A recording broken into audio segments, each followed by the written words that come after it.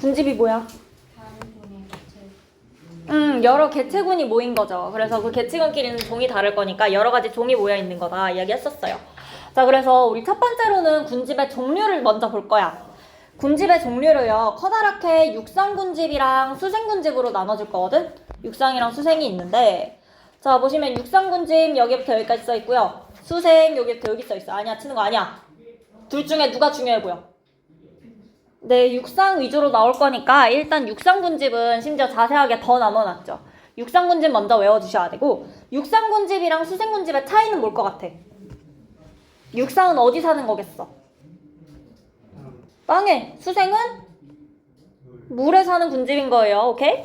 자, 크게 두 가지로 나눌 거고, 육상군집은요, 삼림, 초원, 사막 이렇게 세 개로 나눌 수 있어요. 삼림이 뭐야? 한 글자로 하면? 아, 산 아니야. 따로 말했어. 산이. 숲! 숲이지, 숲이야. 숲. 자, 그러면 숲에 뭐 있어? 나무가 많아요. 그쵸? 자, 삼림이라고 하면 다양한 목본이랑 초본이 함께 자라는 군집으로 우리 분명 풀도 있는데 숲에는 나무가 있다라고 생각하죠. 나무가 삼림을 대표하고 있는 거예요. 그래서 목본이 삼림을 대표한다 써있죠. 자, 그 다음으로 초원. 초원은 뭐가 많아요? 풀이 많아요. 그쵸? 나무가 있긴 있을 텐데 풀밭이 쫙 펼쳐져 있는 거 생각나시죠? 그래서 여기서는 초본이 초원을 대표한다 되어 있어요. 자, 그 다음에 사막. 사막에 뭐가 많아? 많은 건 모래고요. 사실 식물이나 동물이 많진 않죠. 생물이 살기에 적합한 환경은 아니에요, 사실. 자, 그러면 삼림, 초원, 사막으로 나눈 기준은 뭘까? 어떻게 나눴을까? 맞아요. 강수량 기준으로 나뉘는 거예요. 삼림은 강수량이 어때? 많아요. 강수량이 많으니까 나무들도 잘 자라는 거야. 근데 사막은요?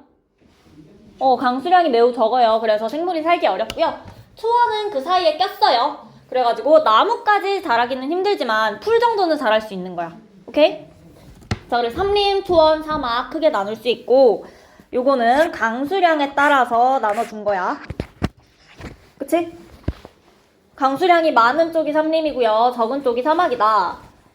자, 그리고 일단 위에서부터 읽어보면 강수량이 많고 식물이 자라기에 기온이 적당한 지역에 삼림이 형성될 거고요.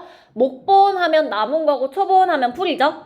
다양한 목본이랑 초본이 함께 자라고 있고 생물 다양성 높을 거예요. 숲이니까.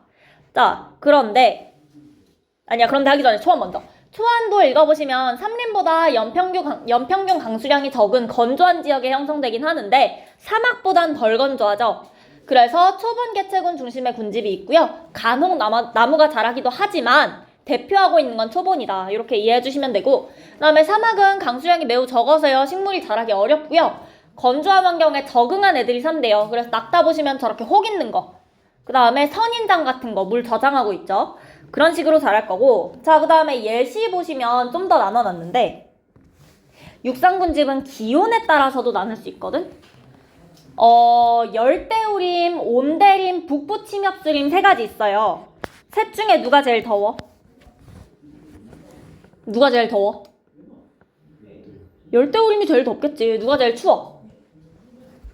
북부침엽수림이 제일 춥잖아요. 오케이? 자, 요 지금 예시에 나와 있는 애들은 기온에 따라서 나눠 놓은 거죠. 삼림이라는 게 있었는데 삼림이라는 거 강수량에 의해서 결정됐어.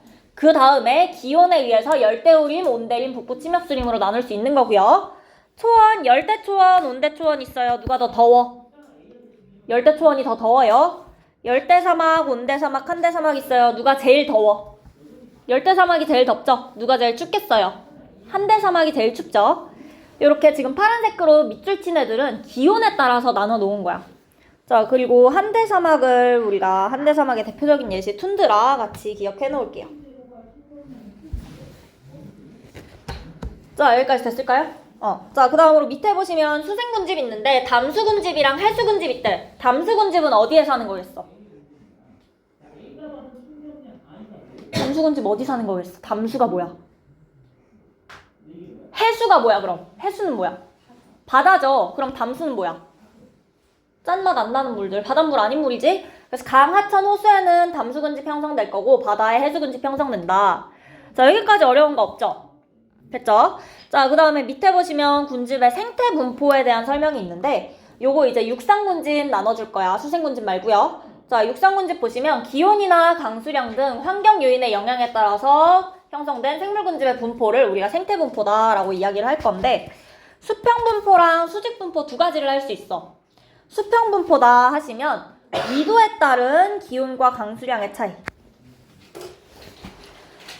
요걸 기준으로 나눠주는 걸 우리가 수평 분포라고 하고요. 수직 분포다라고 하면 한 지역 내에서 고도에 따른 기온의 차이. 이 고도에 따라서 나타낸 걸 수직 분포라고 할 거야. 자, 그래서 수평 분포 옆에 그림 먼저 보시면 세로로는요. 위쪽이 고위도, 아래쪽이 저위도네. 누가 더워? 고위도, 저위도 중에? 저위도가 더 더운 거죠. 그래서 아래쪽으로 올수록 기온이 높은 거, 위로 올라갈수록 기온이 낮은 거. 자, 그 다음에 가로로는요. 강수량 이야기하고 있고요. 왼쪽이 많고 오른쪽이 적어. 자, 그러면 강수량에 의해서 나누면 삼림을 크게 세 가지로 나눌 수 있어. 어떻게 나눌 수 있어? 아, 삼림이래. 육상군집을. 삼림이랑 그 다음에 초원이랑 사막 이렇게 나눌 수 있죠. 강수량이 많은 쪽에 삼림 형성되어 있고요. 적은 쪽에 사막 형성되어 있고요. 중간에 초원 형성되어 있는 거 보일까요? 자, 그 다음에 열대우림, 낙엽수림, 침엽수림은 기온에 따라서 나타난다고 했지. 지구에서 기온 차이 나타나는 거 위도에 따라서 나타날 거예요. 맞을까요? 그래서 저위도 쪽에 열대우림 형성될 거고 고위도 쪽에 침엽수림 형성될 거고요. 됐을까요? 이게 우리가 수평분포라는 거야. 그러니까 얘는 지구 전체를 놓고 생각하시면 돼요. 자, 그런데 옆에 수직분포는 뭐냐? 다시 읽어보시면 한 지역 내에서 고도에 따른 기온의 차이래. 쟤는 여러 가지 지역을 다 갖다 놓고 확인하는 건데 오른쪽에 수직분포는요. 고도에 따라서 나타낼 거예요. 저 옆에 괄호쳐서 한라산 나와 있죠. 예시로 한라산 보시면 고도가 낮은 쪽이랑 높은 쪽 중에서 어디에 기온이 더 높아? 기온? 낮은 쪽에 더 높고 올라갈수록 기온 낮아질 거야. 자, 그러면 상록화렵수가 뭐예요? 상록화렵수 어떤 나무야?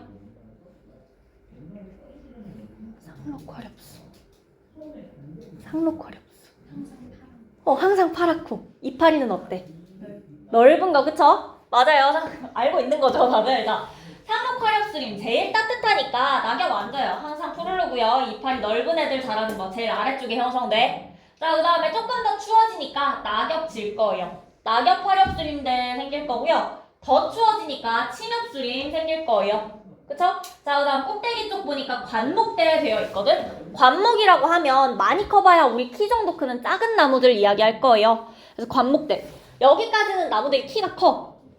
맨 위로 올라가면 살기가 더 힘들어지죠? 나무가 작게 자랄 거예요. 관목대 형성될 거다.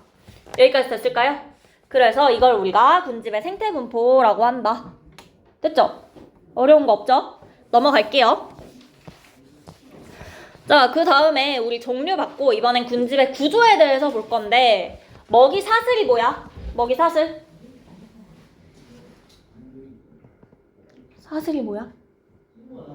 먹이 사슬 한 줄이야? 아니면 여러 줄이야?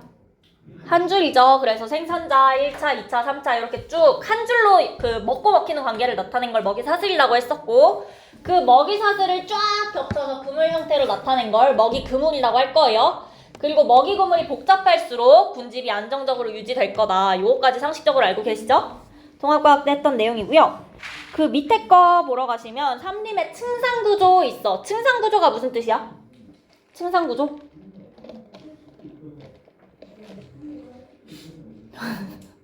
층상구조라는 말은 너희가 처음 보진 않아. 여러 가지 층으로 나뉘어 있다는 뜻이에요. 그쵸? 자, 그래서 삼림도 요 숲도 층이 있다는 거야. 키 큰 나무들부터 키 작은 나무들 풀 이런 식으로. 오케이? 자, 그래서 교목이라고 하면 제일 키 큰 나무들 이야기할 거예요. 맨 위쪽 제일 높은 곳에 교목층이라고 있어요. 그 다음에 아래쪽에 아교목층이라고 있어요. 버그 맞자 썼어요. 이 교목층보다는 좀 작은데 관목이라기엔 큰 거야. 관목보다 작진 않은 거예요. 그래서 교목층 다음에 아교목층 있고요. 그 다음에 우리 키 정도의 작은 나무 관목층 있을 거예요. 자, 그 다음 그 아래쪽에 풀 자라겠죠? 초본층 있고요. 그 다음 그 아래층에는 선대층이라고 있어. 이 선대층은요, 예시 읽어보시면, 예시를 설명 읽으면, 낙엽이나 썩은 나무가 존재하는 층으로 지표층이라고도 한다 되어 있는데, 산 한 번쯤은 가봤죠? 산에 가보면 내가 가는 길 말고 그 옆에 흙이 잘 보이니? 흙으로 덮여 있었어? 아니면 낙엽이랑 풀로 덮여 있었어? 낙엽이랑 풀로 덮여 있었죠. 땅이 잘 안 보이죠. 그 층 이야기하는 거예요. 낙엽으로 덮여 있는 그 층. 그래서 지표층이라고도 하는 거고, 이게 선택층이고요. 그 다음 땅 아래쪽이다 해서 지중층이라고 할 거야. 오케이? 키 제일 큰 나무들 교목층, 그 다음에 버그 맞자 붙여서 아교목층, 그 다음 키 작은 나무 관목층, 그 다음 풀 초본층, 그 다음 지표에 해당하는 선택층, 그 다음 땅속 해당하는 지중층까지 이렇게 층상 구조로 되어 있다라는 건데, 사실 요거는요, 학교에 따라서 외우라고 하는 경우도 있고 외우지 말라고 하는 경우도 있어요. 수업 들으시고 선생님이 외우라고 했으면 외우시고 말라 그랬으면 그래도 이 층상 구조가 왜 나타나는지는 알아야 돼. 왜 나타날까? 자, 해가 여기 있어요. 교목층에 해가 잘 들까? 아니면 초본층에 해가 잘 들까? 교목층에 해가 잘 들죠. 맞아요. 그래서 식물이 햇빛을 잘 활용할 수 있는 구조로 되어 있는 거야. 이 층상 구조 자체가. 오케이? 그래서 햇빛 활용하려고 층상 구조를 이룰 거고요. 옆에 있는 그래프 보시면 가로축이 빛의 세기예요. 세로축은 높이고요. 높아질수록 빛이 많이 도달하고 있지. 낮아질수록 빛이 적게 도달하죠. 오케이? 됐죠? 이게 삼림의 층상 구조다. 자, 여기까지 됐을까요? 자, 그러면 넘어갈게요, 또. 자, 그 다음 나와 있는 건 군집의 구조에 영향을 미치는 개체군이래. 크게 4가지 배울 건데요. 첫 번째로 우점종 있어. 우점종이라고 하면 개체수가 가장 많거나 가장 넓은 면적을 차지해서 군집을 대표할 수 있는 개체군이다 되어 있어요. 그러니까 내가 소나무 숲이라고 해볼게. 소나무 숲에 뭐가 제일 많아? 소나무가 제일 많을 거야. 그러니까 소나무 숲이라고 했겠죠. 근데 소나무 숲에 다른 나무 안 자랄까요? 아니야, 자라긴 할 건데 소나무가 제일 많은 거고 풀도 자라고 여러 가지 생물들이 살고 있지만 여기에 소나무가 제일 많고 제일 많이 보이니까 내가 소나무 숲이다 라고 부르는 거란 말이야. 그쵸? 그걸 우리가 우점종이라고 하겠다는 거야. 군집을 대표하는 종. 됐죠? 자, 그 다음으로 핵심종 있어요. 핵심종은 우점종은 아니야. 그런데 군집의 구조를 유지하는 데 큰 영향을 미치는 개체군이다 되어 있거든요. 예시 보시면 저기 비버 있어요. 비버 뭐해? 하루 종일 뭐해 걔? 밥 먹는 거 말고 뭐해? 뭐 만들어? 집 지어요. 댐 만든단 말이야. 그치? 비버가 댐을 만들어주면 물이 어떻게 되겠어? 고이겠죠. 그러면 그 지방은, 그 지역은 습지가 될 거야. 맞아요? 비버가 사실 나름 상위포식자라서 개체수가 엄청 많은 종은 아니야. 근데 그 비버 몇 마리가 이 땅을 습지로 바꿔버릴 수 있는 거야. 되게 중요한 거죠. 그쵸? 그런 애들을 우리가 핵심종이라고 하겠다는 거야. 그래서 우점종일 필요는 없어요. 근데 그 주변의 환경에 제일 큰 영향을 미치는 친구를 우리가 핵심종이라고 한다. 오케이? 자, 요거 이해해 주시면 되고, 그 다음에 지표종 있는데, 지표종은 특정 환경 조건을 충족하는 군집에서만 발견되어서 군집의 특성을 나타낸다 되어 있는데, 옆에 예시 보시는 게 빨라요. 첫 번째로 지위류 나와 있어. 지위류라고 하면요, 이산화황 농도가 낮은 곳에서만 산대. 그러면 지위류가 있다는 건 오염 정도가 어떻다는 거야? 오염이 덜 됐다라는 거죠. 그쵸? 그래서 지위류가 산다. 여기 좀 깨끗하구나. 이렇게 확인할 수 있는 거고, 그 다음에 습지에 사는 청개구리는 습지가 오염되면 개체수가 줄어들 거야. 그럼 청개구리 몇 마리 사는지 확인해보면 이 주변에 습지가 얼마나 파괴되었는지 확인할 수 있겠죠? 그 다음에 에델바이스는요, 해발 1500m 이상에서만 자란대요. 그러면 내가 지금 몇 미터인지 둘 다 들고 올라가지 않아도 에델바이스가 나오기 시작하면 적어도 1500m 넘었겠구나 라고 생각할 수 있겠죠. 그런 것들을 우리가 지표종이라고 한다 하고, 지표종에서 에델바이스랑 지위류랑 일단 기억해 주셔야 되고요.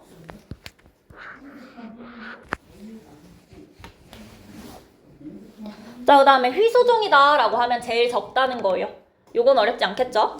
그래서 많은 휘소종은 보호종으로 지정되어 있는 경우가 있다. 자, 옆에 보시면 핵심종의 예시 쭉 나와 있고, 읽어보시는 건 여러분 집에 가서 읽으시면 되는데, 비버랑 수달도 종종 나오는 것 같긴 한데 비바랑 불가사리. 예시는 외우셔야 돼요. 됐죠?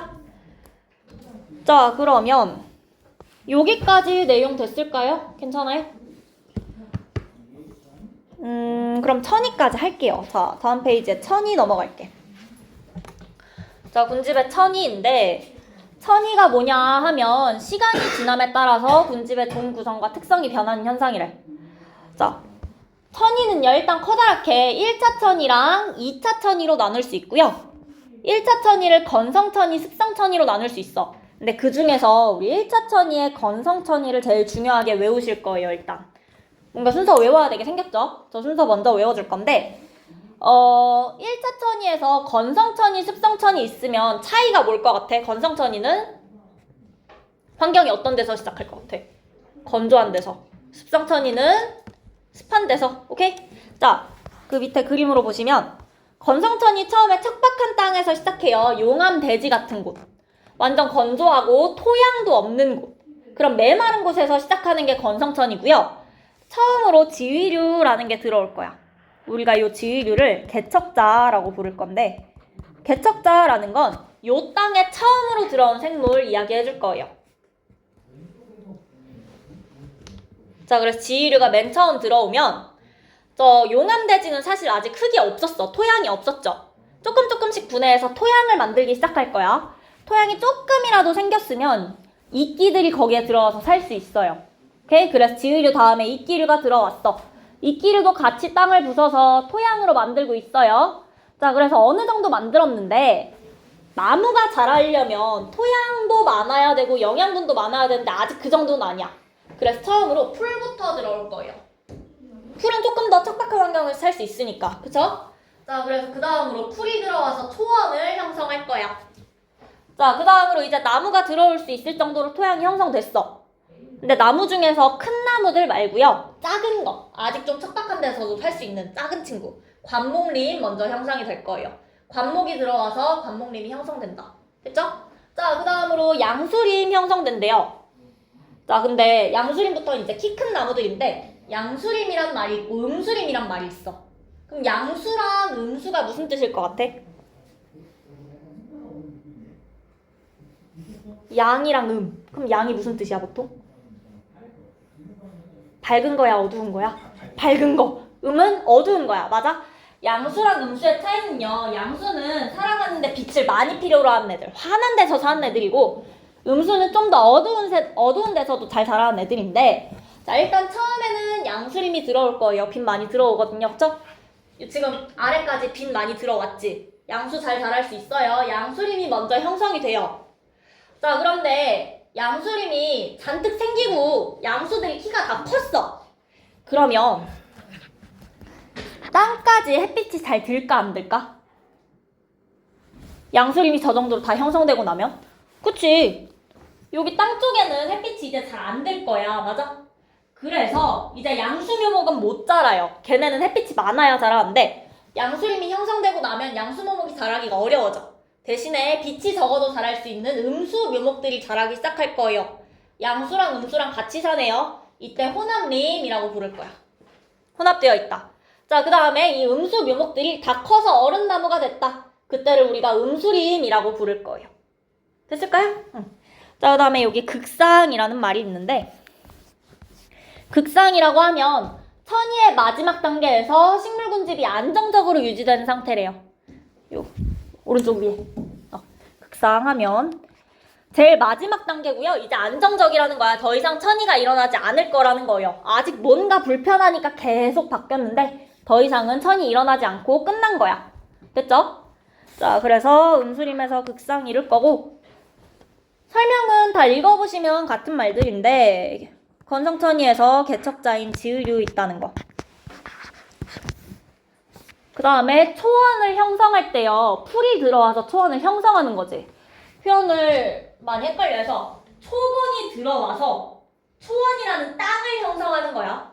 풀이 들어와서 초원을 만들 거죠. 초본이 들어와서 초원을 형성하는 거라서 저기다가 초본 쓰시면 안 되는 거예요.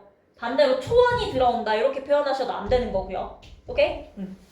자, 그럼 이게 건성천이고 그 다음으로 습성천이는 뭐냐? 자, 처음이 빈영양호고요. 두 번째가 부영양호래. 무슨 뜻일까? 빈이랑 부랑 나와 있는데 우리 빈부격차가 무슨 뜻이야? 빈이 뭐야? 빈부격차에서? 가난한 거. 부는 부자야. 많은 거. 오케이. 자, 그쵸? 빈영양호는 뭐냐? 영양분이 부족한 호수다 생각하시면 돼요. 영양물질이 부족한 호수야. 그 다음에 시간이 지나면서 영양물질이 좀 쌓인 거예요. 부영양호가 됐을 거예요. 됐어요?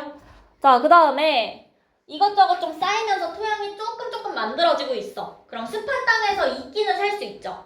이끼가 먼저 들어올 거고요. 그 다음에 일단 축축하니까 아직은 이때 우리가 스번이다 라고 이야기를 할 거야. 스번이 형성될 거예요. 자, 그 다음에 이 상태에서 점점 땅이 말라서 건조해지면 이때는 초원이라고 할 거고요. 그 다음부터는 똑같아요. 관목림, 그 다음에 양수림, 호남림, 음수림까지. 그 다음에 음수림에서 극상을 이룰 거야. 오케이? 그래서 우리가 저 호수부터 축축한 데부터 시작하니까 습성천이라고 한다. 됐을까요? 자, 그래서 습성천이는 잘 안 물어보긴 하는데 가끔 개척자를 물어보면 이끼류로 대답하시면 되긴 해요. 자, 여기까지 됐을까요? 자, 그 다음에 2차 천이는 뭐냐? 2차 천이 지금 어디서부터 시작해? 산불에서부터 시작하죠. 맞아요. 산불부터 시작할 거야. 산불이 났다는 건 거기 이미 숲이 있었다는 거야, 없었다는 거야? 이미 있었어요. 이미 뭐가 있었는데 기존의 식물군집이 산불, 산사태, 벌목 등으로 파괴되어서 대부분 사라진 거야. 다 죽었어. 근데 대신에 이 경우엔 뭐가 남아있냐? 땅이 남아있어. 애초에 우리 건성천이에서 척박한 땅부터 지위류, 이끼류까지는 토양을 만드는 과정이거든? 근데 토양이 이미 있으니까 얘는 바로 초원부터 시작해주면 돼요. 그럼 속도가 어떻겠어? 훨씬? 빠르겠죠. 1차 천이에 비해서 빠를 거예요. 자, 그럼 2차 천이의 개척자는 누굴까? 누가 제일 먼저 들어오는 거야? 초본이 개척자인 거죠. 개척자에 초원 쓰시면 안 돼요. 이때도 초본이야. 자, 그 다음으로 양수림부터 음수림까지 변하는데 제일 중요한 환경 요인이 뭐니? 라고 하셨을 때 빛이라고 하시면 돼요. 그쵸? 음수림으로 변한 이유 자체가 이제 땅에 햇빛이 안 드니까 양수묘목이 못 자라고 음수묘목이 자라기 시작한 거죠. 그래서 양수림에서 음수림으로 변하는데 제일 중요한 건 빛이다. 자, 여기까지 됐을까요? 그러면 일단 10분 쉬었다가 방형구 들어갈게요. 자, 우리 앞 시간에 군집의 종류 이야기했고요. 그 다음에 군집의 구조 이야기했었고요. 그쵸? 자, 그 다음에 군집의 천이까지 이야기했고 이제 군집 조사를 어떻게 하느냐 이야기를 할 건데 식물 군집의 구조 조사는요 주로 방형구법이라는 거 이용할 거야. 자, 방형구법이 뭐냐? 옆에 저 사진에 나와 있는 게 방형구거든? 이 노란 색깔 네모. 저 노란색 네모가 방형구고요. 자세히 보시면 노란 색깔 네모 안에 또 칸 다 나눠져 있는 거 보여요? 저걸 우리가 방형구라고 이야기를 할 건데 저걸 왜 쓰느냐? 우리가 숲에 있는 모든 개체수를 확인할 수 있어? 아니야, 모든 개체수는 확인 못해요. 그러니까 개체군의 밀도를 구할 때 면적분의 개체수로 구했었죠. 그치? 자, 그런데 사실은 우리 이 숲의 모든 개체수 파악이 안 되니까 저렇게 방형구 몇 개를 랜덤으로 설치한 다음에 이걸로 이 숲 전체를 추정을 하는 거야. 추론을 하는 거죠.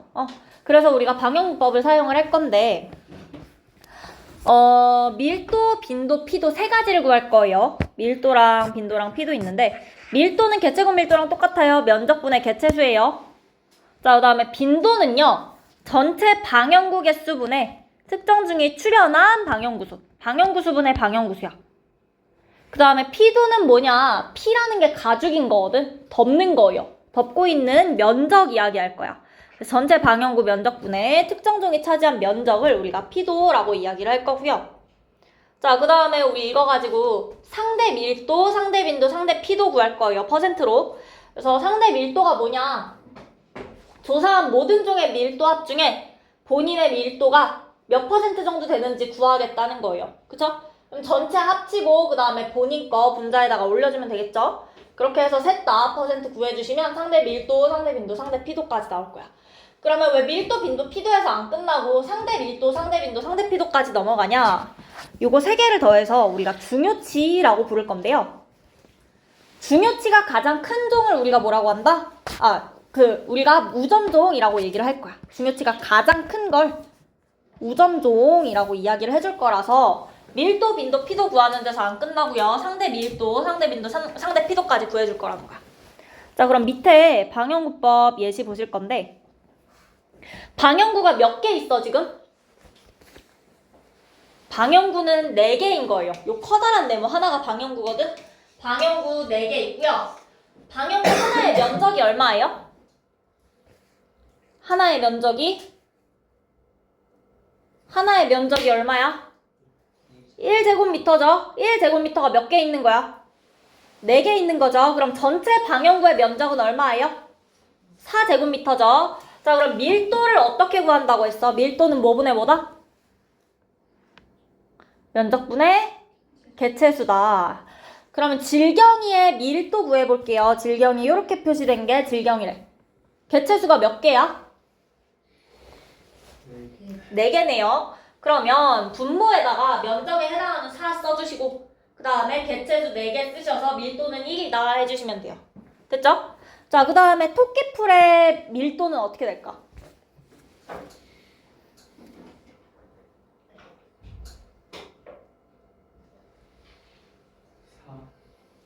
맞아요. 토끼풀 전체 16개 있는 거 혹시 셌을까요? 잘 세져요? 잘못 세죠? 잘 세졌죠? 16개는 본인이 세셔야 돼요. 내가 세주진 못해요. 16개 세보시면 면적이 4고 16개라고 했으니까 토끼풀의 밀도 4야. 맞죠? 자, 근데 문제는 누구냐? 민들레는 몇 개일까?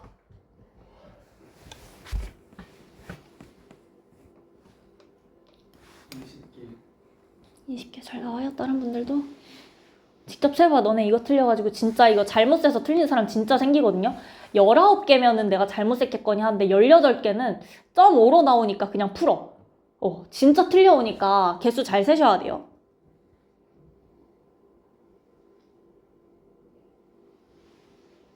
됐죠? 자, 그러면 면적이 4인데 그 중에 20개니까 5라고 구하시면 되겠네요. 자, 그 다음에 빈도는 어떻게 구한다 그랬어? 빈도? 전체 방형구수 분의 출현한 방형구수죠? 자, 질경이는요, 전체 4개 중에 몇 개 출현해 있어요? 4개 다 있어. 토끼풀은 4개 다 있어요. 근데 민들레는요? 2개에만 지금 나타나 있죠. 그러면 질경이랑 토끼풀 같은 경우에는 4분의 4다, 빈도 1이다 해주시면 되는데 민들레는 4분의 2로 0.5로 구하시면 돼요. 자, 그 다음에 피도는 어떻게 구하냐? 덮고 있는 면적이라고 했어. 근데 사실 우리가 저 그림만 보고 실제로 토끼풀이 얼마나 덮고 있는지 알 수 있어? 정확하게 잴 수 없죠. 그래서 문제에서 어떻게 풀 건지 다 주긴 할 건데 이 문제 같은 경우엔 방형구 한 칸에 출현한 종은 그 칸의 면적을 모두 차지하는 것으로 한다라고 되어 있어요. 이게 무슨 뜻이냐? 자, 일단 요거 한 칸의 면적이 얼마일까?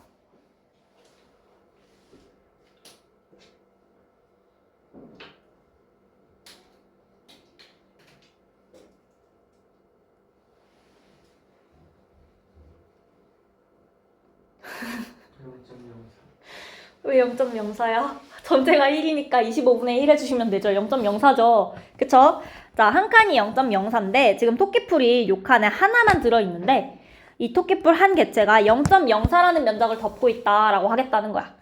한 칸에 이렇게 2개 이상 들어있어도 그냥 요 칸수만 세서 0.04 덮고 있다라고 하겠다는 거예요. 자, 그러면 질경이는 개체 4개가 다 혼자 들어있으니까 한 4개네. 그러면 전체 면적 4분의 덮고 있는 면적 0.04짜리 4개 해주셔서 계산하시는 거고 토끼풀도 다 혼자 있거든요. 그러면 전체 면적 4분의 0.04짜리를 16칸 차지하고 있더라. 계산할 수 있죠? 자, 그 다음에 민들레는 몇 칸이야? 12칸 세져요? 자, 12칸이니까 여기서 전체 4분의 0.04를 12칸만 차지한다 해서 0.12로 계산을 하시면 되는 거예요. 자, 그 다음에 상대 밀도는 어떻게 구한다고 했어? 상대 밀도? 분모에다가 뭘 놔둬야 돼요? 저 셋의 밀도를 합친 거 갖다 놔야 되지. 1 더하기 4 더하기 5 해서 10 놔주셔야 돼요, 분모에다가. 그 다음에 질경의 상대 밀도 물었으면 위에다가 1 넣어주시면 되죠. 퍼센트로 나타내주시면 10%. 맞지? 나머지도 다 똑같이 구하면 돼요. 자, 그럼 상대 밀도라는 건 이 질경이의 밀도가 전체 밀도 중에 몇 퍼센트인지 구한 거지. 질경이, 토끼풀, 민들레의 상대 밀도를 다 더하면 얼마가 나와야 될까? 다 더하면 얼마 나와야겠어? 1 나와야 돼. 100 나와야지, 그치? 100 나와야 되는 거고, 상대 빈도도 3개 다 더하면 100 나올 거고요. 상대 피도도 3개 다 더하면 100 나오겠죠. 됐을까요? 이렇게 계산하시면 되고, 그러면 질경이의 중요치는 얼마야? 중요치 어떻게 구한댔어?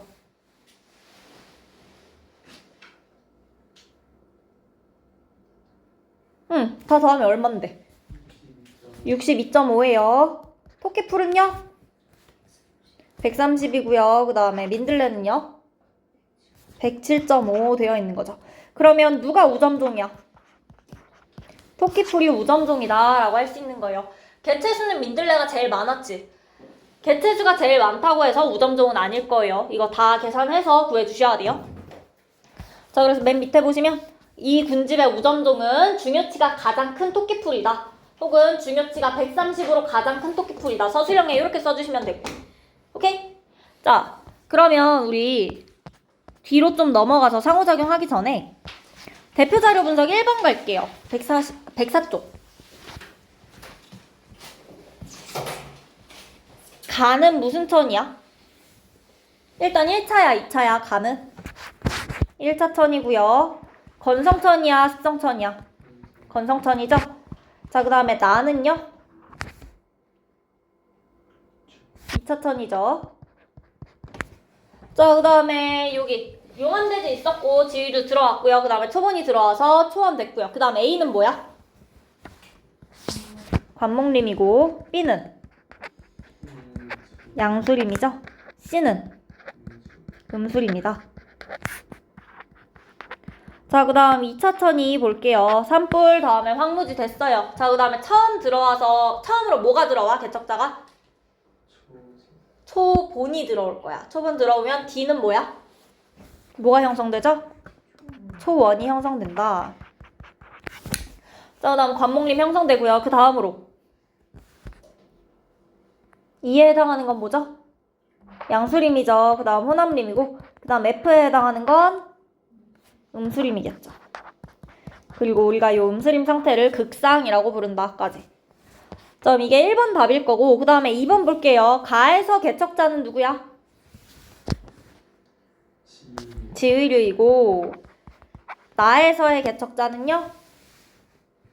초본이죠. 가와 나에서 모두 극상에 해당하는 단계는 언제야? 극상은 음술입니다.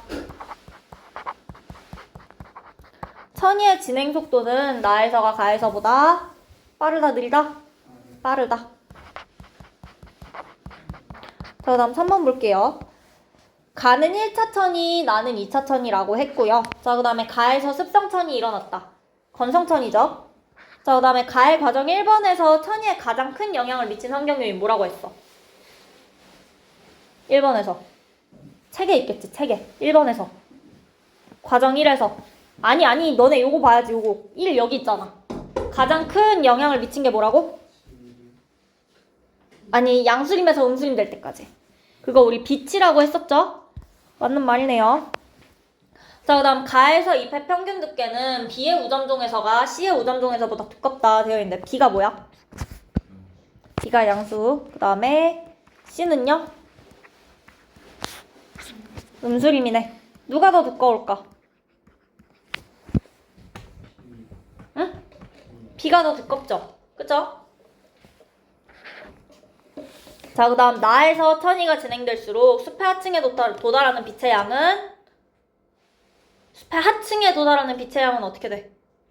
감소해야 되죠. 나의 호남림에서 2는 양수림이고요. F가 음수림이네.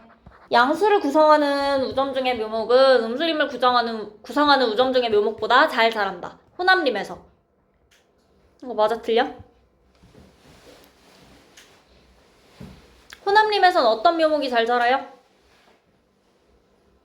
어떤 묘목이 자라서 호남림이라고 안 됐어? 원래 있는 건 누구야, 호남림에서? 원래 있는 건 양순이, 음순이 얘들아. 양수가 있었어. 근데 어떤 묘목이 자라서 우리가 호남림이라고 부른다? 음수 묘목이 자라서야. 그럼 저거 맞아 틀려 문장? 틀린 거죠?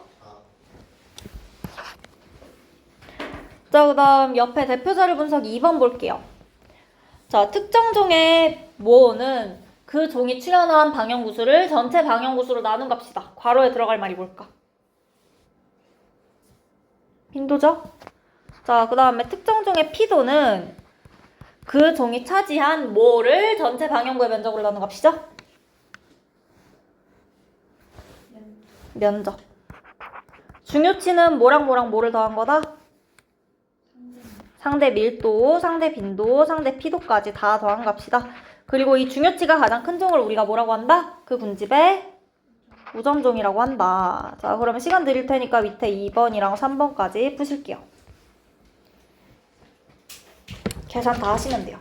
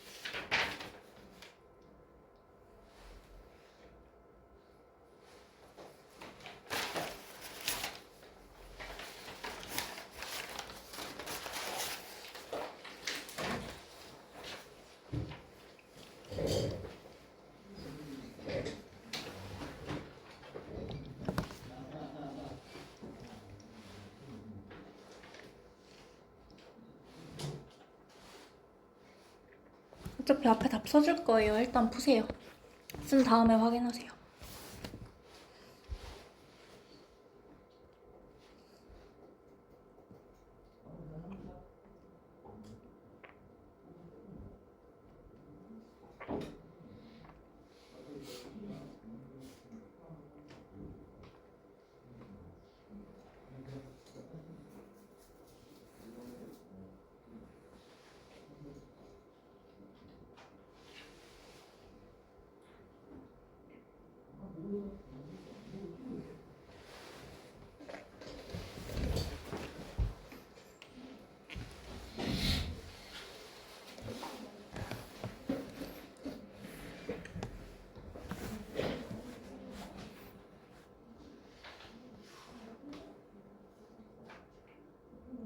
계산 다 했어.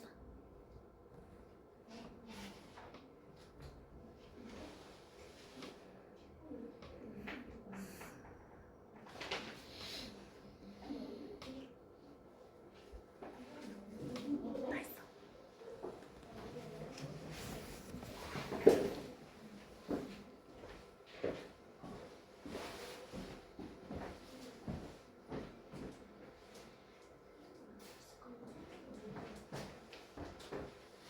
너 왜 이렇게 들어? 네? 이렇게 계산이 하는 거 어디 어. 있어? 야, 얼른 해. 네. 너 다 할 때까지 안 넘어갈 거야.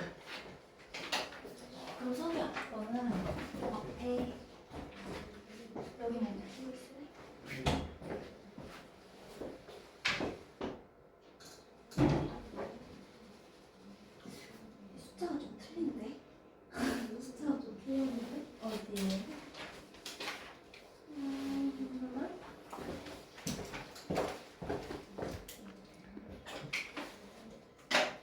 위에 요거는 맞는 거 같거든요? 밑에 거 다시 해볼래요? 이거 상대밀도가 10분의 2 어떻게 해야 되는데? 왜 그렇게 했는데? 50분에 3 했어? 선생님 또 어떻게 보라고 돼 있어?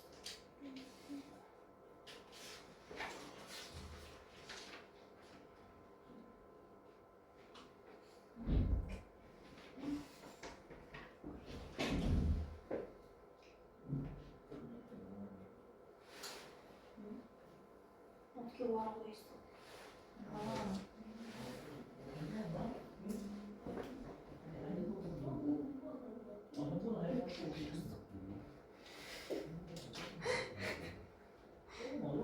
그리고 여러분 그 수학에서는 요새 분수 많이 쓰시겠지만 과학에서는 웬만하면 다 소수로 나타내시면 돼요.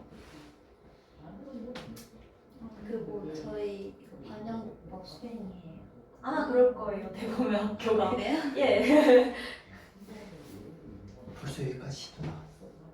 교수님 뭐였어? 아, 그런 학교들 꽤 많을 거예요.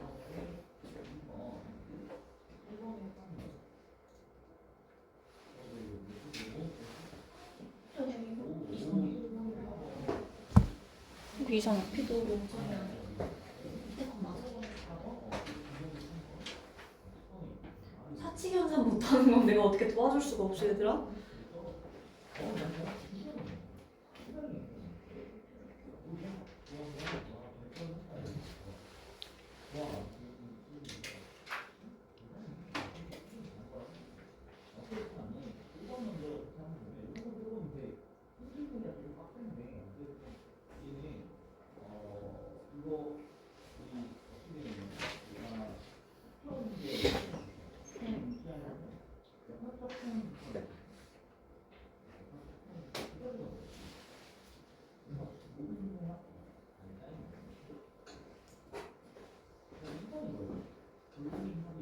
아니야. 너 도대체 어떻게 뭐? 아니 이거 도대체.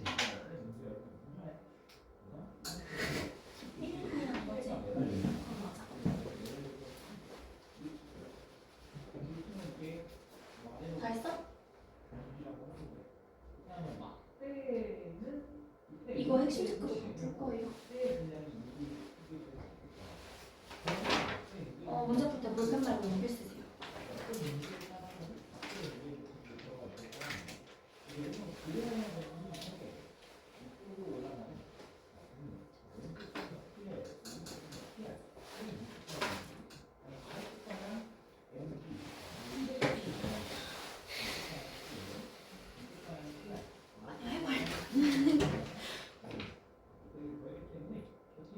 물체를 5점에서 왼쪽으로 옮긴다고 해서 P에 더하기 P의 값이 바뀔 수가 없거든요. 물체는 이게 물체가 이상한데. 왼쪽이나 오른쪽으로 옮긴다는 아니야 여기까지. 아 맞아요. 아 다 거기서 절대 필요가 없는 거죠. 저 키돌 잘못 있어요. 아, 아니 왜 사칙연산을 못해? 고등학교 2학년 이과생들이. 게임 됐어요. 앞으로. 하나 앞으로. 핵심 체크부터 다 하세요. 선생님 AP도가 틀렸던 거죠? 네.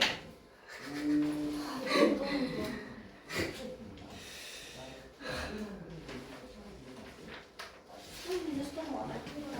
앞으로 가셔서 앞으로.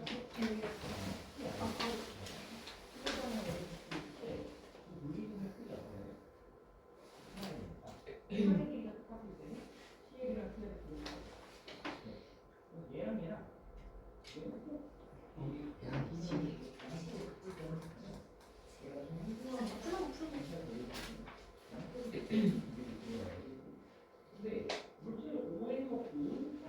A가 이렇게 두 개니까 그 전체 2분의 0.04 곱하기 12 하는 거 아닌가요?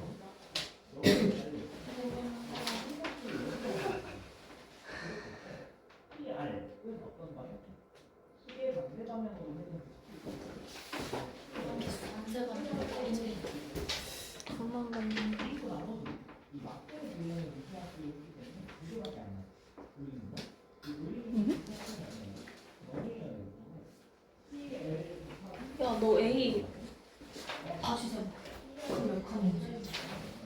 아, 이거 말해주지. 너 이거 진짜 칸 잘. 너 이거 수수료로 하는 거 수행평가로. 칸 잘못 아, 쓰니까. 아.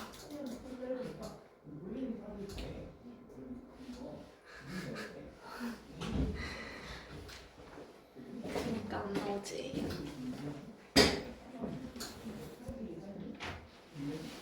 0.2 맞아요. 맞아요. 얼른 밑에 거 다 해. 아, 하고 넘어가게.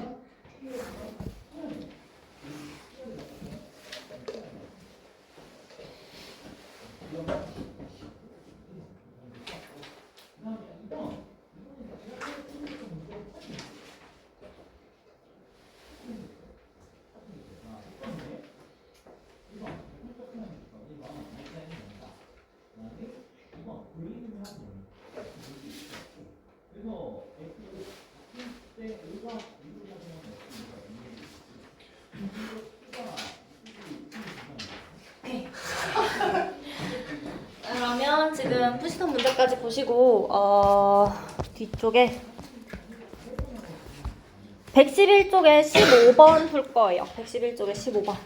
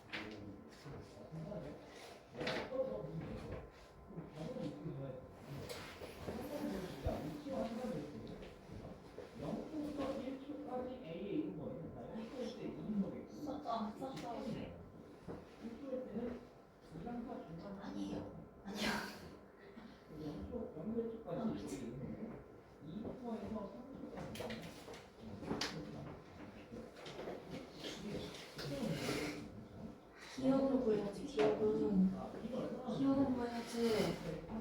기억 볼 거면 어떻게 해?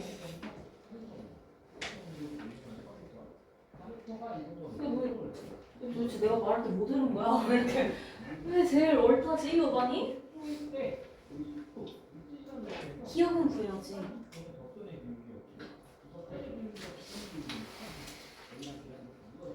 얘들아 상대 밀도 다 더하면 얼마 나와요? 상대 피도 다 더하면? 상대 민도 다 더하면? 그럼 기억이 얼마야?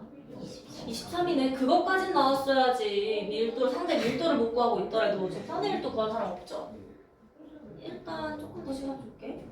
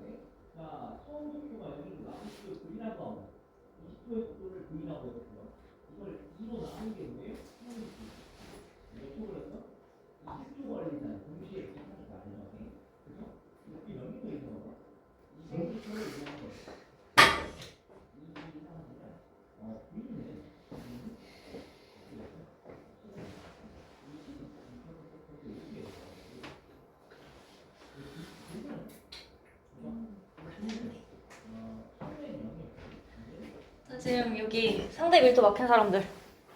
밀도 어떻게 구해요? 밀도 어떻게 구해? 밀도 어떻게 구하니? 모분의 뭐야? 면적분의 개체수죠. 근데 지금 면적이 있어요, 없어요?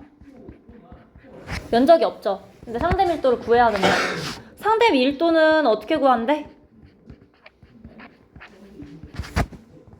상대 밀도는? 밀도 합분의 본인의 밀도 하는 거였죠. 자, A의 밀도다라고 하면 면적분의 A의 개체수고 B의 밀도다 하면 면적분의 B 개체수예요. C라고 하면 C일 거고요. 분모의 면적은 안 바뀌죠? 셋 다 같은 거야. 그러면 A의 면적분의 A 개체수 더하기 면적분의 B 개체수 더하기 면적분의 C 개체수 하시면요. 전체 밀도 나올 거고요. 그 다음에 A의 상대 밀도 구하고 싶으면 면적분의 A 개체수 하시면 돼요. 써놓고 봤더니 면적에 해당하는 거 전부 다 지워지겠죠. 개체수만 가지고 상대 밀도 구할 수 있다는 거야. 개체수 3개 다 더하고 그 다음에 상대적으로 몇 %인지 확인해 주시면 돼요.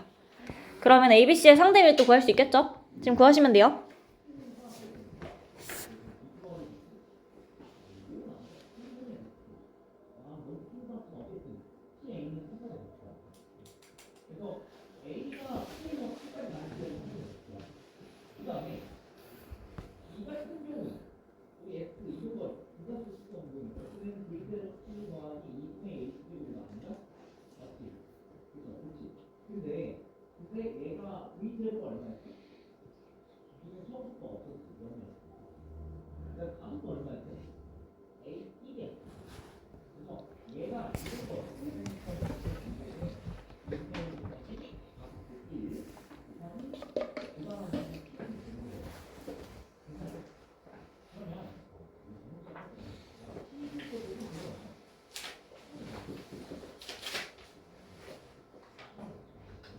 개체수 옆에다 상대 밀도 다 써줘.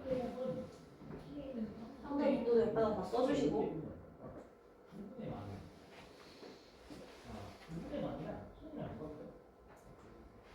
여기다가 써. 여기다가 해야지 상대 밀도 할 거고 상대 빈도 여기다가 써줘. 상대 밀도부터 구해야지.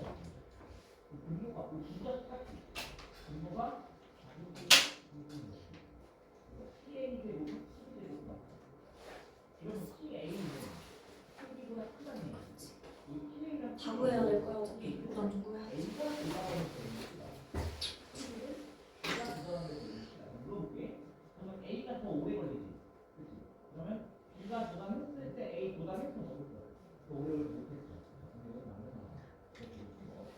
선을 그냥 수수로 구한 다음에 퍼센트 갖고 뭐 0.35 나오면 35%가 문제잖아.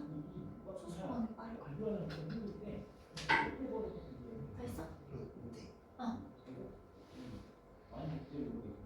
다 맞아. 근데 된 거예요? 맞아요. 아, 그래요? 그렇게 하시는 거예요. 아, 그러면 요거 일단 요거 푸고 시간 나면 요거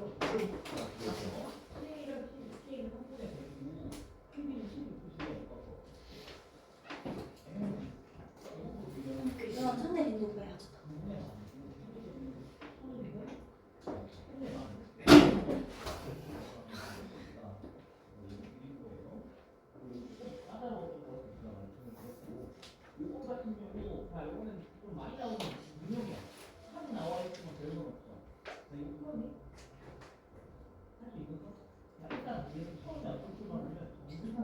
중요치가 좀 값이 이상한데? 중요치가 좀 이상한데? 아니 지금 그러니까 더 스트링이 맞는데 중요치 값이 이상한데? 맞아? 값이랑 그치?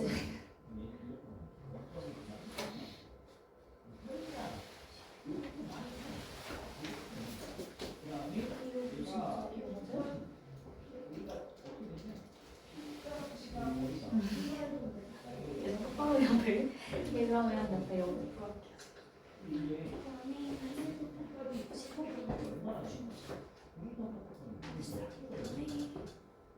다 됐고 옆에 거 상대님도 나 보여줘.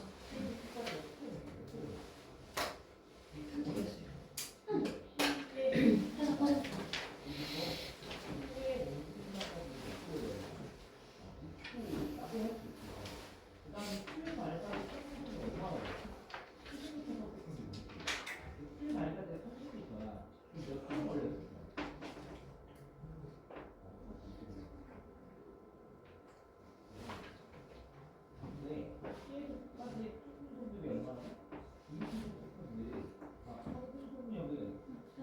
주면 해야지.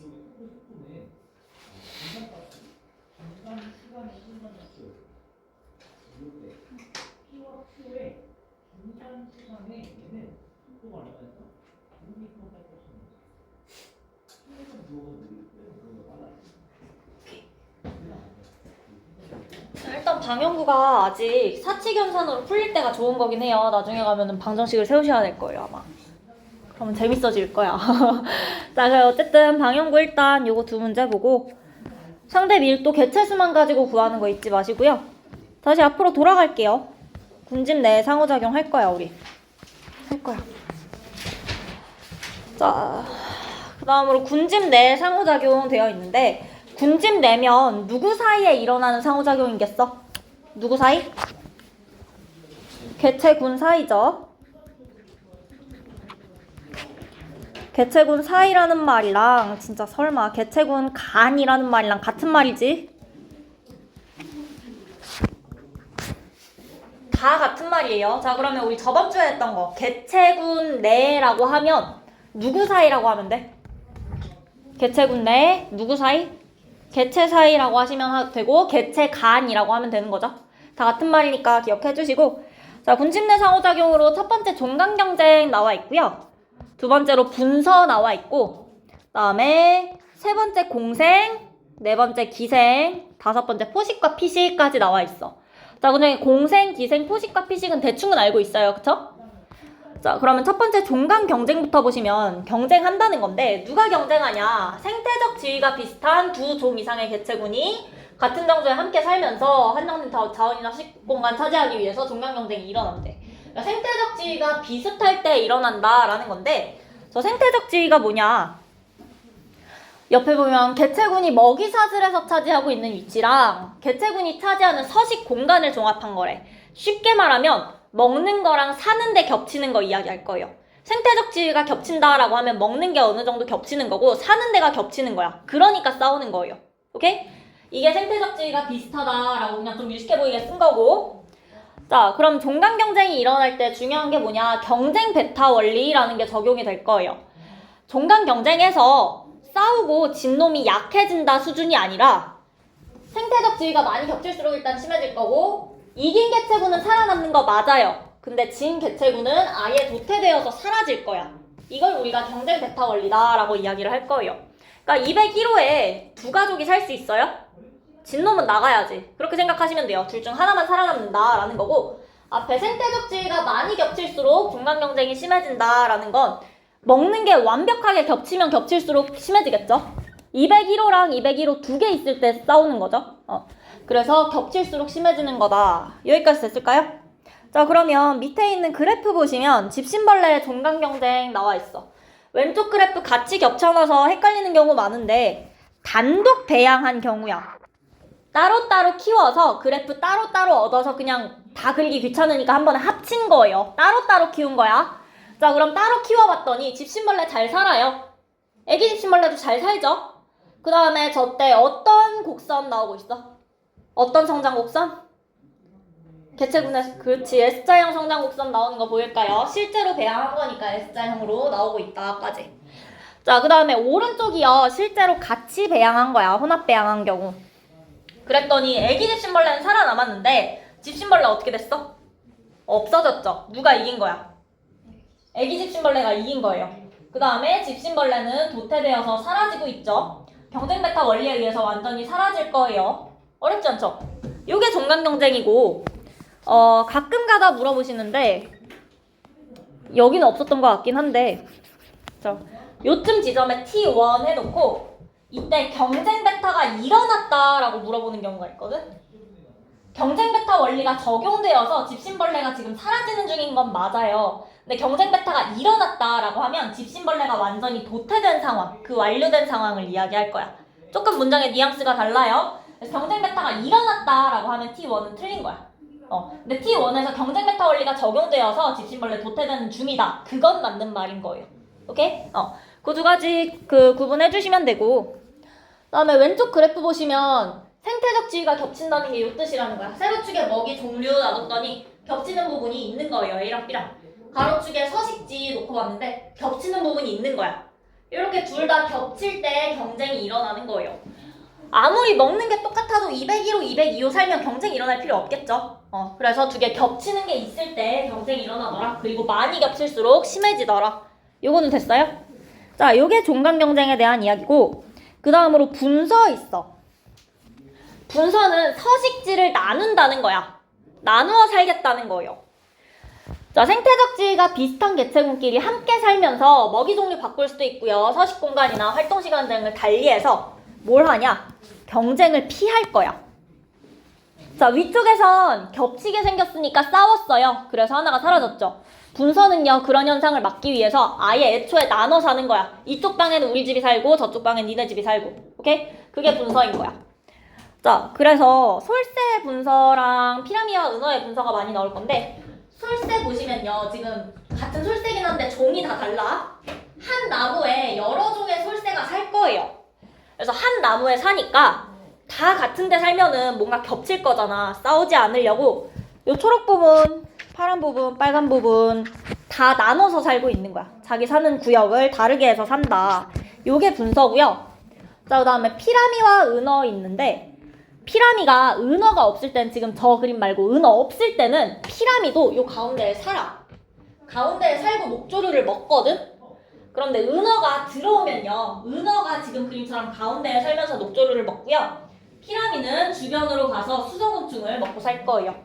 먹이도 달라지고 있죠. 그래서 먹이 나누는 것도 분서에 해당할 수 있어요. 자, 그 다음에 은어 나온 김에 우리 저번 주에 은어 누구의 예시로 배웠어? 텃새의 예시. 자, 텃새는 뭐예요? 텃새가 뭐야? 텃새가 뭐야? 오, 자기 영역을 정해놓고 그걸 우리가 뭐라고 한다고? 세력권이라고 할 거예요. 그쵸? 그 자기 세력권을 정해놓고 다른 사람이 침입 못하게 막는 거라고 했어. 자, 그럼 분서랑 텃새랑 차이가 뭐야? 분서는 같이 사는데 텃새는 아예 피라미랑 은어도 따로 살고 있는데? 같은 자기 영역에서만? 여기서 은어 사실 텃새도 할 거예요. 텃새는 우리 뭘로 배웠어? 개체군, 간이었니, 내였니? 내에서 일어나는 거야. 은어끼리 하는 게 텃새야. 은어랑 피라미랑 하는 게 분서인 거야. 오케이? 분서는 군집 내예요. 그게 달라. 잘 모르겠다. 텃새인지 군집인지 잘 모르겠다 하시면 종이 하나인지 여러 개인지 확인하시면 돼요. 하나 가지고 이야기하는데 비슷한 얘기하면 텃새일 거고 한 두세 개 종 모여있으면 분서로 하시면 돼요. 오케이? 자, 그래서 은어가 텃새의 예시로도 나오고 분서의 예시로도 나오니까 이거 구분 잘 해주시면 되고 그럼 분서랑 텃새의 공통점은 뭐겠어? 공통점은 뭘까? 분서 왜 한다고? 경쟁 피하려고. 텃새도요, 사실 여기 내 영역이니까 너가 들어오지 말아라지. 경쟁 피하려고 하는 거예요. 싸우려고 만들어 놓는 게 아니라. 둘 다 경쟁 피하려고 일어나는 거다. 요거까지 하시면 될 것 같아요. 됐어요? 그 다음에 옆에 있는 물가에 사는 새들도 자기 위치 다 따로따로 있어서 거기서 먹이 활동하더라 라는 얘기고 아마 솔새랑 피라미와 은어 대표적으로 이야기를 해줄 거고요. 다음 페이지로 넘어갈게요. 따개비는 좀 이따가 할 거고 공생 먼저. 공생이 뭐야? 같이 사는 거예요. 자, 근데 공생에 우리 두 가지로 나눠서 배울 건데 편리공생, 상리공생이 있어. 편리공생은요, 편이 한쪽만이지. 한쪽만 이익을 얻는 걸 우리가 편리공생이라고 하고요. 상리공생은 서로 이익을 얻는 걸 상리공생이라고 할 거야. 그치? 자, 그런데 기생이 뭐야? 기생은 이익을 누구만 얻어? 한쪽만 얻을 거야. 그럼 편리공생이랑 차이가 뭘까? 기생은요, 누군가 손해를 입을 건데 편리공생은 손해를 입진 않아. 그냥 한쪽이 일방적으로 이익을 얻긴 하지만 반대쪽이 이익이 없다는 거지 손해를 봤다는 건 아닌 거예요. 자, 그래서 빨판상어와 거북 먼저 보시면 얘가 거북이고 요 밑에 달려있는 얘가 빨판상어거든? 조그맣게 달려있는 거? 그러면 빨판상어는 저기 붙어가지고 자기 힘 안 쓰고 거북이 택시 타고 움직이는 거야. 자, 그러면 빨판상어 입장에서 이득이 맞아요. 에너지 덜 쓰겠지? 편하지? 빨판상어는 확실하게 이득인데 거북이 입장에서 손해냐라고 하면 조금 무거워졌을 수는 있는데 우리가 그 정도로 손해라고 하진 않거든요. 그러니까 거북이 입장에선 딱히 손해가 없는 거야. 그렇다고 해서 빨판상어 붙어있는데 그게 이익은 아닌 거예요, 지금. 그쵸? 얻고 있는 이익도 손해도 없을 때 편리공생이라고 할 거고, 그 다음에 황로와 물소 보시면 물소가 이동할 때 그 주변에 이제 곤충들이 많이 튀어나오면서 황로가 쫓아가다가 곤충을 잡아먹을 수 있는 거야. 자, 그러면 황로 입장에서는 확실하게 이익이 맞아요. 곤충이 많이 생겼어. 먹을 게 많아졌어. 근데 물소 입장에서 이익이야? 자기 갈 길 간 게? 손해야? 자기 갈 길 간 게? 아니죠. 그래서 이것도 편리공생의 예시로 볼 수 있는 거예요. 자, 그 다음에 착생난초와 나무 하시면 착생난초는 나무에 붙어서 사는 거야. 그래서 나무에 손해를 입히진 않아요. 그 대신에 자기 살 곳이 있는 거고 안전하고, 그쵸? 그래서 착생난초만 이익을 얻고 있고, 까치와 나무도 보시면 까치가 집 지으면 까치한텐 이익이야. 자기 살 곳이 생겼어. 나무한테 손해예요? 그건 아니야. 그치? 그래서 이것도 다 편리공생의 예시로 보시면 되고, 빨판상어랑 황로와 물소 이 두 가지 많이 나왔었고요. 따개비와 혹등고래까지. 요 정도 세 가지가 많이 나왔고 두 가지는 추가된 거야. 자, 그 다음에 밑에 상리공생 있어요. 두 개체군이 상호작용 통해서 모두 이익을 얻을 거래. 대표적으로 흰동가리랑 말미잘 있어요. 니모죠? 쟤네 어떻게 상리공생이야? 흰동가리 어디 살아? 말미잘에 살아. 그럼 말미잘은 무슨 이익을 얻을까? 생각보다 니모가 나쁜 놈이어서 먹이를 유인할 거야. 먹이를 유인해 오면 말미잘이 그거 먹을 수 있어요. 오케이? 그래서 서로 이익을 얻는 거고요. 그 다음에 청소놀래기와 돔이 있는데 청소놀래기는 돔이 입속이랑 아가니의 찌꺼기를 먹을 거고요. 그럼 돔이는 본인이 깨끗해졌죠? 이익이 맞죠? 서로 이익이다. 자, 그 다음에 지위류 있는데 우리 지위류 앞에서 나왔었지? 이게 사실은 균류와 조류의 공생체라고 우리가 표현을 할 거야. 그래서 균류 있는 곳에 조류가 살 거고요. 그 다음에 조류는 광합성해서 그 영양분을 균류한테 줄 거예요. 서로 이익을 얻고 있죠. 이게 지위류고 동박꽃과 동박새 하면 동백꽃에서 동박새는 꿀을 얻고 동박새는 수분을 도와주고요. 오케이?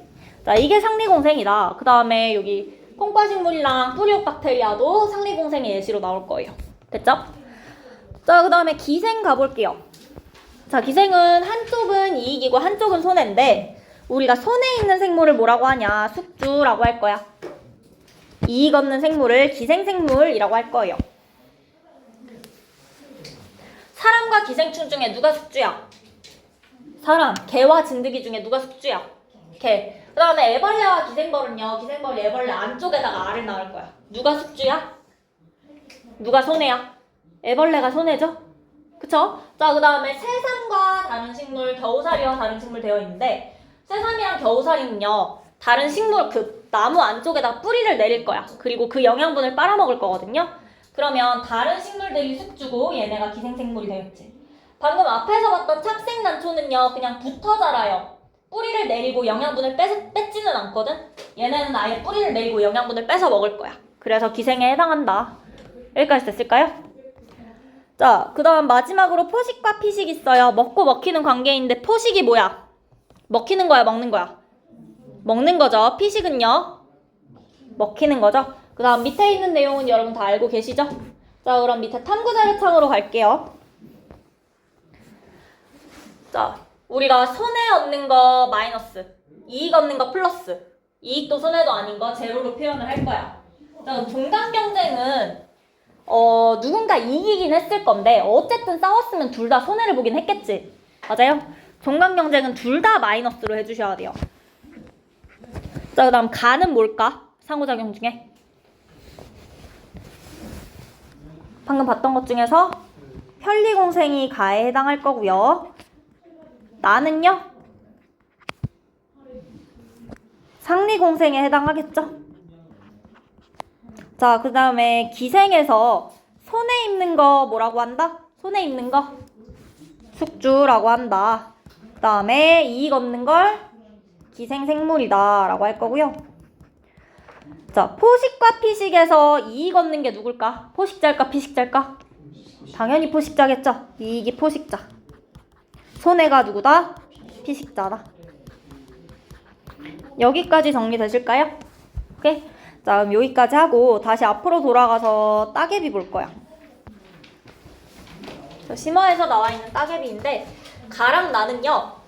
저 위치에다가 따개비 A만 키웠을 때, 그 다음에 B만 키웠을 때야. 오케이? 자, A종만 살 때 보니까 지금 요선이 뭐냐면 간조수위랑 만조수위랑 그 가운데 평균수위예요. 따개비 A는 어디부터 어디까지 살아? 간조부터 만조까지 다 살죠. 그럼 저 만조수위 끝부분은 물이 잠깐 들어올 거야. 건조한 편일 거예요. 그래도 물이 들어오기만 하면 산다는 거죠. 건조한데 훨씬 잘 살고요. B는 어때요? 어디부터 어디에 살아? 간조부터 평균까지. 물이 그래도 하루에 절반은 들어와야 된다는 거야. 건조에 약하겠죠? 됐어요? 자, 그럼 얘네 둘을 같이 키우면 어떻게 되냐? 다 상황처럼 될 거예요. 왜 그렇니? A랑 B 간에 종간 경쟁이 일어나서 B만 살아남은 거야. 오케이? 자, 그러면 B만 살아남아서 지금 여기 B만 있는 거 보이죠? 그리고 위쪽엔 A만 살아남았어요. 자, 여기서 헷갈리기 쉬운 게 분서랑 헷갈릴 수 있는데 분서는 싸워서 져서 밀려나간 게 아니고 얘는요. 애초에 그 서식지가 겹치는 곳이 간조부터 평균 수위까지야. 맞아? 종간 경쟁은 여기부터 여기까지 일어난 거예요. 일어나서 A종이 도태된 거야. 그래서 이거 지금 경쟁 베타 원리에 의해서 A종이 도태됐으니까 종간 경쟁이다 라고 이야기할 수 있고요. 위쪽은 원래 B종이 못 살아요. 그러니까 A만 살아있는 거야. 그래서 나누어 사는 것처럼 보이는 건데 사실은 이 아래쪽에서 종간 경쟁이 일어나서 경쟁 베타 원리에 의해 A종이 도태된 상황이다. 설명하실 수 있겠죠? 요게 따개비다. 자, 그러면 다시 쭉쭉 내려가서래. 넘어가서 대표자료 분석 3번.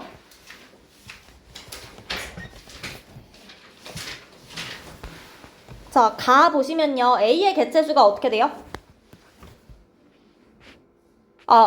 실선이 혼합 배항이고 점선이 단독 배항이야. 단독 배항할 때에 비해서 둘이 같이 살 때 A의 개체수 어떻게 돼? 줄어들어요. 그 다음에 B는요? B도 줄어들어요. 그렇다는 거 같이 살았더니 둘 다 손해를 입었네요. 그럼 가에 해당하는 상호작용은 뭐야? 이게 종간 경쟁 되겠죠? 둘 다 손해 입었다. 이걸로 확인해 주셔도 되고 B가 졌죠. 경쟁 베타 원리에 의해서 도태되고 있는 중이죠. 자, 그 다음에 C랑 D 있어요. C는 어떻게 돼? 개체수가 증가했어요. 그럼 이익 얻은 거고요. D는요? 변화가 없죠. 그럼 이건 뭐야? 편리공생. 자, 그 다음에 E랑 F. E는 어떻게 돼요? F는? 그럼 이건 뭐야? 상리공생이죠. 됐죠? 자, 그 다음 대표자료 분석 4번에 자, A, B, C 있어요. 가에. A는 뭐야? 어떤 상호작용일까?